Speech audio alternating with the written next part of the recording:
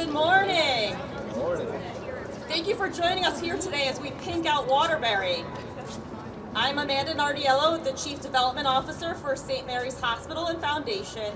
October is Breast Cancer Awareness Month, and we are gathered together here today as a community to raise funds and awareness for this disease that impacts so many.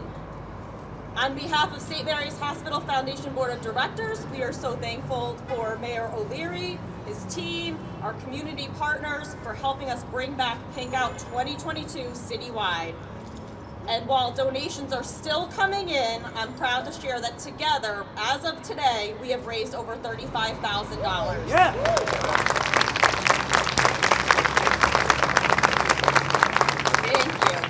Pinkout's purpose is to raise money for the breast screening program at St. Mary's Hospital. 100% of proceeds will assist and underinsured women in the greater Waterbury area in need of essential breast screening, diagnostic, and medical procedures. Annually, the foundation assists more than 150 women in our community. Pinkout proceeds, as well as all other funds raised by the foundation, remain here in Waterbury and our surrounding towns to support St. Mary's Hospital in our mission to serve the community. We are so thankful for all of your assistance and all of your help with fundraising and your support of our hospital. And we are grateful to have key community leaders here with us today to share some words.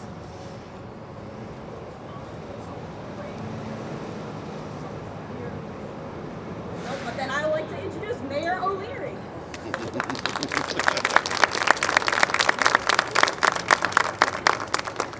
Good morning, everyone. Before we start, I would just like to ask for a moment of silence and prayer for our brother officers that were killed in the line of duty last week in Bristol and the surviving officer.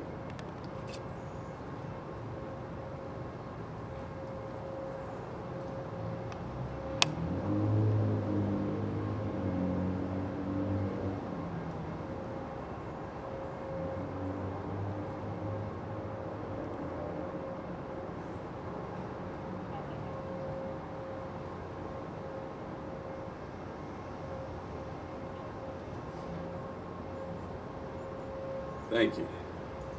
First, I'd like to start out by thanking Amanda and team over at St. Mary's. And Kim is here and will speak shortly, but this is the second annual event. As you heard Amanda say, last year we raised $55,000 for this great event, and this year so far 35, but we know we have many more funds committed or pledged, so I think we'll get to where we were last year and maybe hopefully exceed it.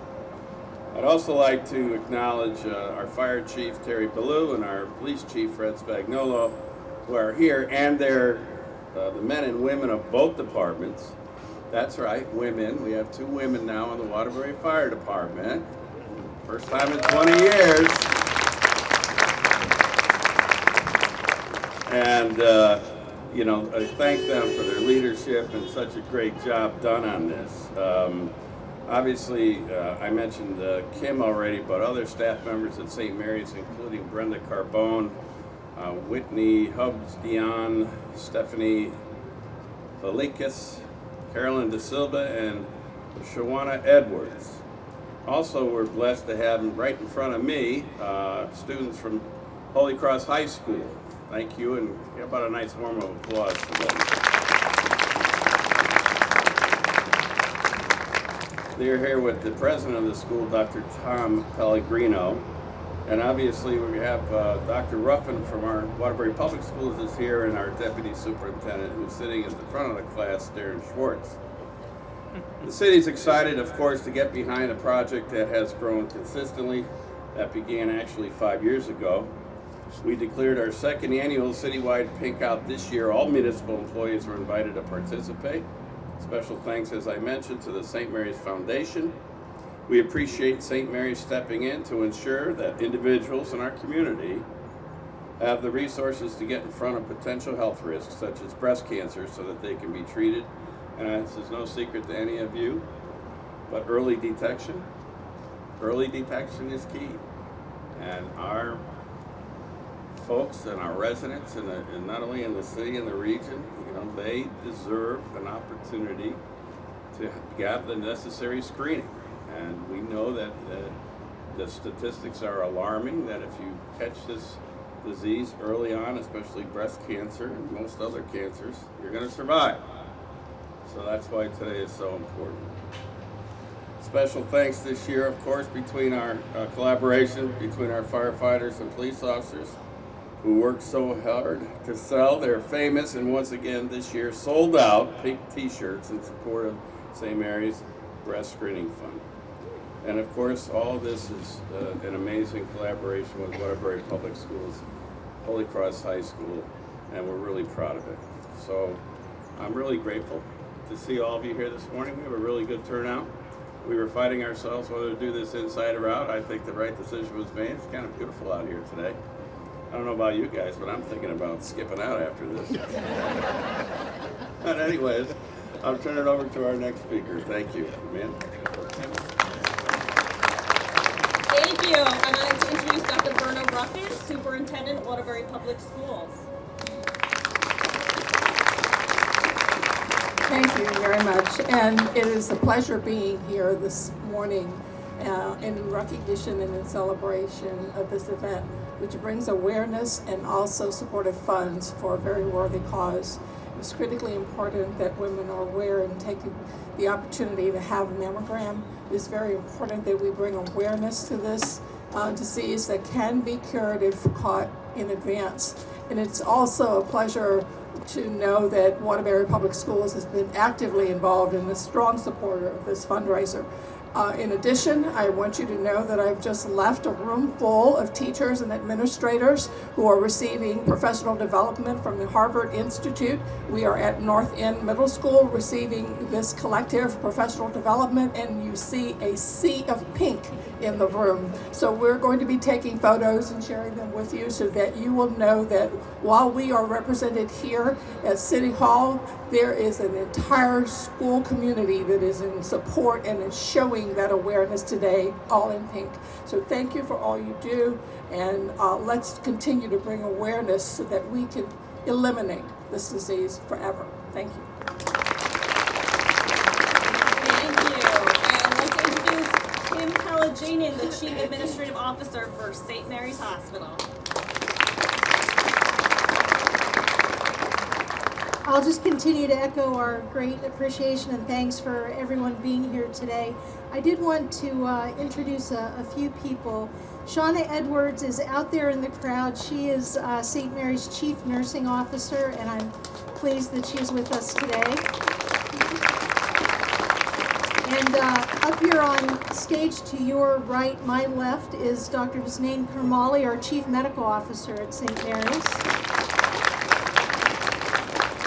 And I am thrilled that Dr. Beth Sealing is here today.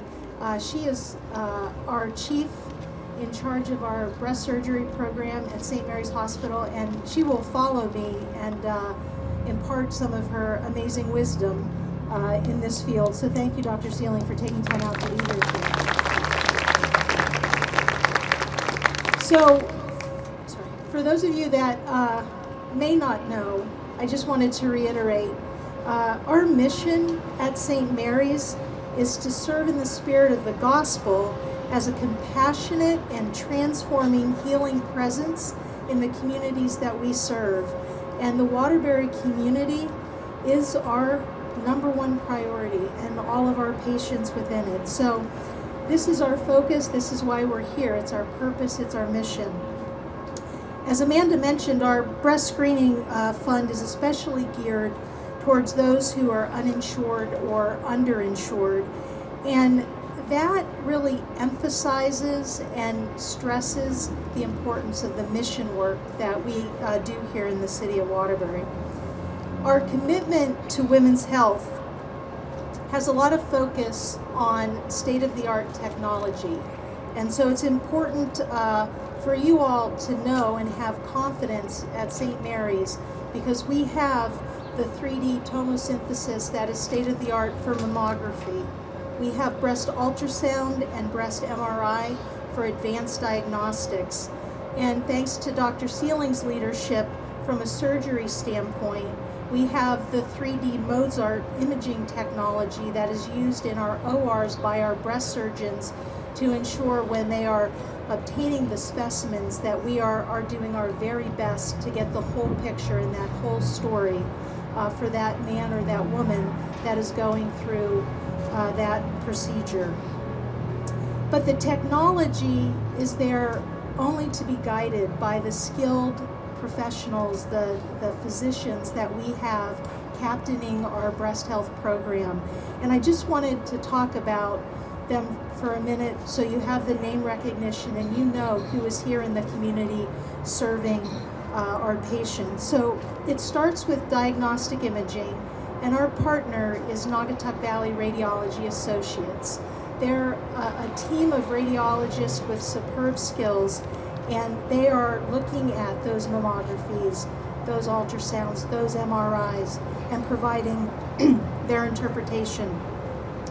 As we transition to medical oncologist over at the Harold Lever Regional Cancer Center, we have Dr. Medrano and Dr. Chang and their team of professionals that are providing the oncology care.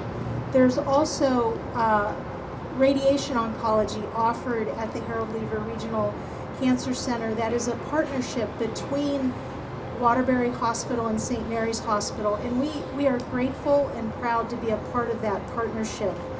And last but not least, we have Dr. Seeling, as I mentioned. She is complemented by Dr. Sukan here in Waterbury. Many of you may know Dr. Polikoff. She has just recently retired. And I will say with her retirement announcement, we were a little nervous given the scarcity of resources, top talent, whether or not we were going to be able to find another breast surgeon. And again, thanks to Dr. Seeling, we have an outstanding, very experienced breast surgeon joining our community in April, and there will be a lot of information about that starting in the early part of 2023. So we cannot be more pleased with the strength of our breast surgery program. And our most recent addition to complement all of this is in April, we were able to bring on board a plastic surgeon, Dr. Wes Cohen, who's operating out of Southbury right now, but is here for the entire community and is bringing skills in plastics that our community probably has long been looking for. So we're very proud of our comprehensive program. And so our future at St. Mary's stands strong, and we have deep roots in our Waterbury community, ensuring that we are promoting breast health awareness and also delivering extraordinary breast care services. The last thing I wanted to do is really just convey our deep gratitude for the partnership that we have and the collaboration that we receive for Pink Out. It could not be possible without the support of Mayor O'Leary, so I do thank the City of Waterbury. I also have to give a shout out to Allie because I don't think much happens without Allie and the team of resources here at Town Hall, City Hall, so thank you. As the mayor already mentioned, the Waterbury Police Department with Chief Spagnola and Lieutenant Amatrudo, thank you for your early and dedicated assistance and all the creativity. Also a shout out to the the Waterbury Fire Department, Chief Ballou and Captain Chifo. And last but not least, all of the Waterbury public, parochial, and private schools. So many of the teachers that Dr. Ruffin mentioned. And Dr. Ruffin, thank you for your partnership. Every time I turn around, you're standing next to St. Mary's, and we are so grateful for that. And also thanks to Darren Schwartz, Chief Academic Officer, and as mentioned, Holy Cross, Dr. Tom Pellegrino is the president, and Kate Zeller, assistant principal. So thank you all for your support. And at this time, I want to turn the microphone over to Dr. Beth Seeling. Thank you.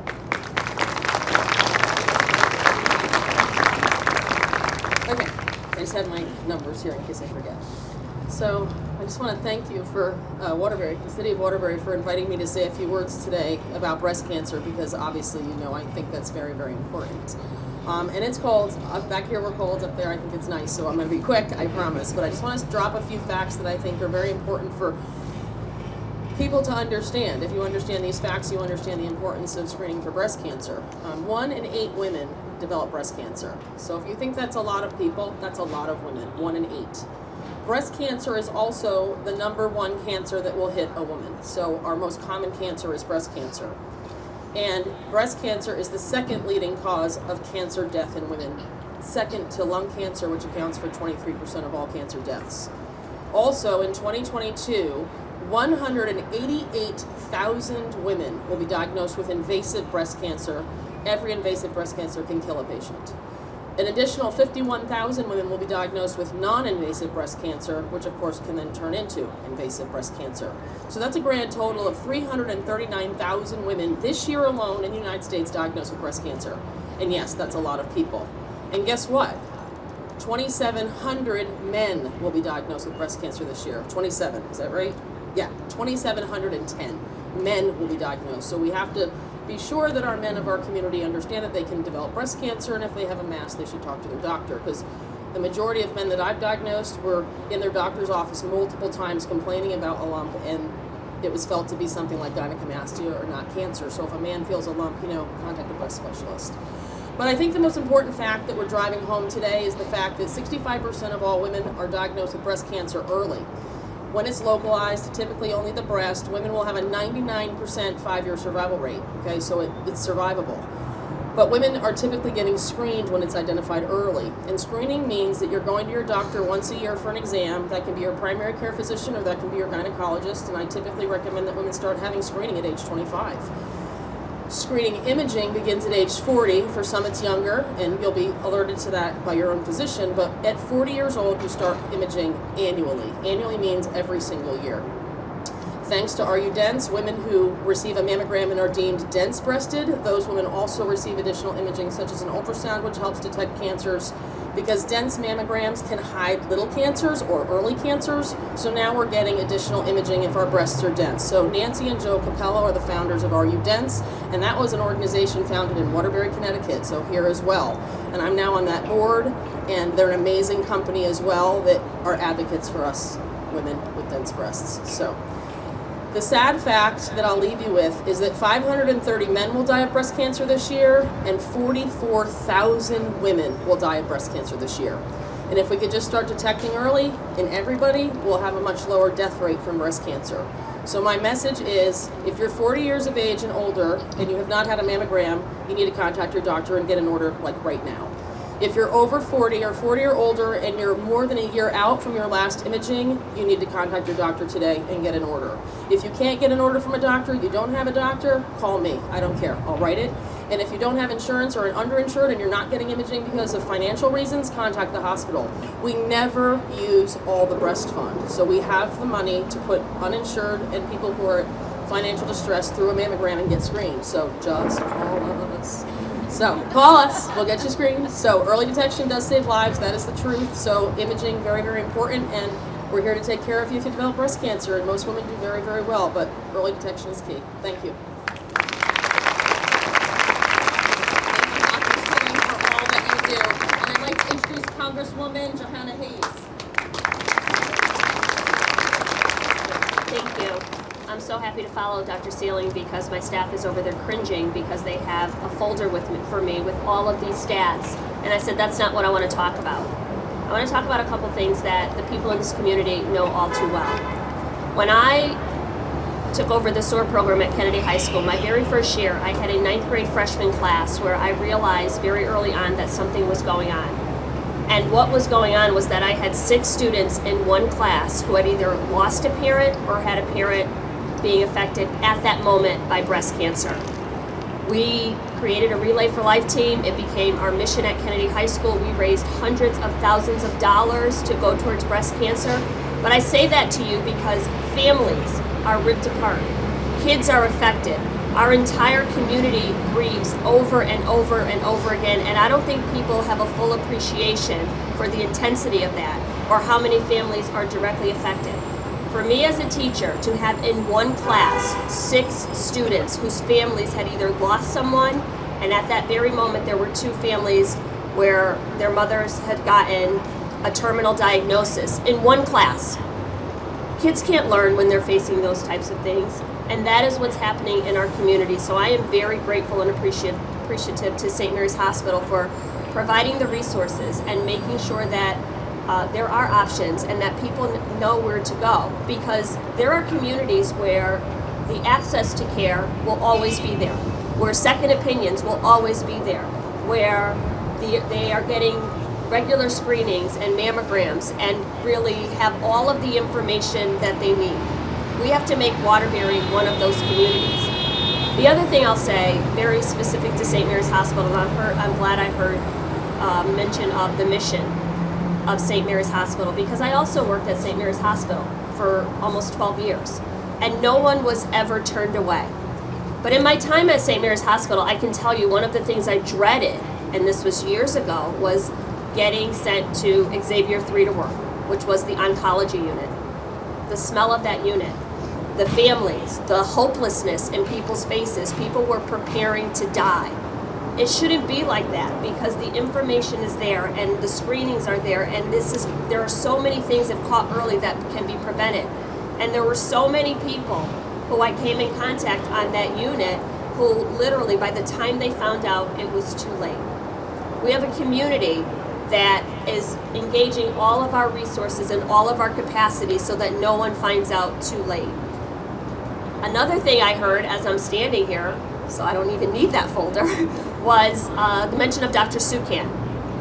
A couple years ago, I was in between events. I was already in Congress, and I was showering and I felt a lump. And I immediately had a sense of hysteria and panic. And I say that to you because I was a member of Congress and I didn't even know who should I call, what should I do. So I showed up at the Center for Women's Health without an appointment, unannounced, uninvited, and it didn't matter that I was the congressperson. They saw me immediately and sent me to East Main Street where Dr. Sukan was there. And she ran a series of tests, and I can tell you that the fluid that they removed was not cancerous, but she called me on Saturday, she called me on Sunday, she called me on Monday to see, what are you experiencing? What are you feeling? Has anything changed? And I thought it was because I was special.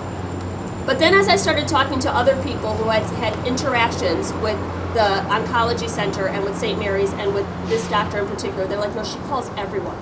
This is just what she does. So we have people in this community that are trying to get the information out, that are trying to make sure that we are detecting early, that we are catching it, that families have the resources. We have to make sure that those people know where that information is. Because I had no idea who to call, what to do. And I have been adamant and focused since that scare to make sure that I am getting screened, that I am getting preventative screenings, that I am having mammograms. And I worry that coming out of this pandemic, that people have got off of their yearly annual cycles, that people have let that go to the wayside because there are a lot of other things that seem so much more important. There has to be a baseline for medical professionals to go from. So I encourage everyone who has not had a screening, who has not had a mammogram, or even if you have, to make sure that your family is protected, that your friends have the information, that everyone who thinks I am too young for this to be my issue recognizes that there is no age limit, there is no community that is going to be left out of this. So we all have to make sure that we're taking care of each other. I can go off and give you all the statistics about how communities of color are disproportionately impacted, how low-income communities are disproportionately impacted, but a lot of that has to do with access to care. A lot of that has to do with preventative treatment. Our only response to diseases and terminal and chronic illnesses cannot be showing up at the ER at the point where it's too late. We have the ability, we have the capacity, and as your congressperson, I will continue to fight for the resources to make sure that preventative screenings, and access to care is available in this community. And I am so incredibly grateful to have partners like the Waterbury Public Schools and St. Mary's Hospital, and especially the mayor, who are engaged in these efforts because they understand that all people have value, and the people in our community need to have equitable opportunities and access to the resources that will save lives. Thank you. Thank you so much, and thank you all for being here. And before I close, I just want to thank our 2022 Pink Out corporate sponsors, Naugatuck Valley Radiology, Ion Bank, ONG Industries, Post University, Thomaston Savings Bank, and Triple Stitch. Thank you all so much.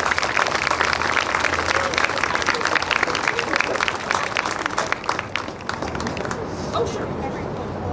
Oh, everybody? Can we gather everyone up front for a group photo?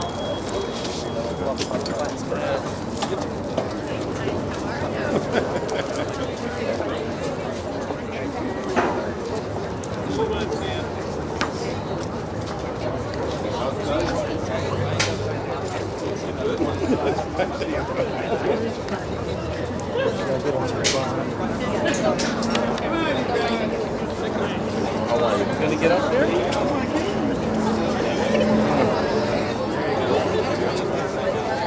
Just so everyone knows, the police department merchandise is half off. Make your donation, get a shirt.